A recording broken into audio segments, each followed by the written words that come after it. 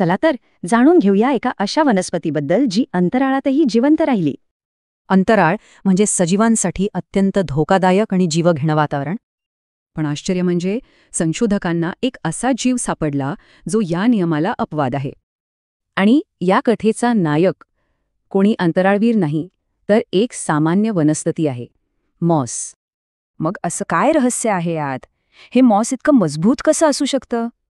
या वनस्पतीकडे आहे खास शक्ती, तिच्या बीजाणूंना वाचवणारी एक नैसर्गिक ढाल. ही संरक्षण यंत्रणा तब्बल 50 कोटी वर्षांपूर्वी विकसित झाली होती. आणि हीच ढाल बीजाणूंना अतिनील किरणांपासून तब्बल 1000 पट जास्त सुरक्षित ठेवते. म्हणून संशोधकांनी विचार केला की ही ढाल अंतराळात तरी टिकेल का? यासाठी मॉसचे बीजाणू तब्बल 9 महिने थेट अंतराळात ठेवण्यात आले. या काळात त्यांना प्रचंड थंडी आणि तितकीच तीव्र उष्णता सहन करावी लागली.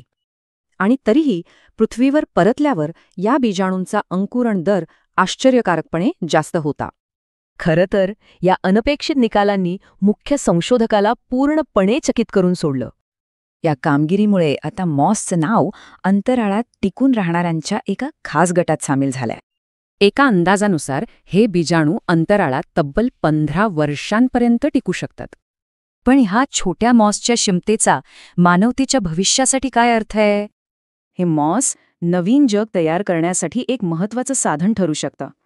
ते ऑक्सिजन निर्माण करू शकतं, माती तयार करू शकतं आणि नवीन परिसंस्थांचा पाया घालू शकतं.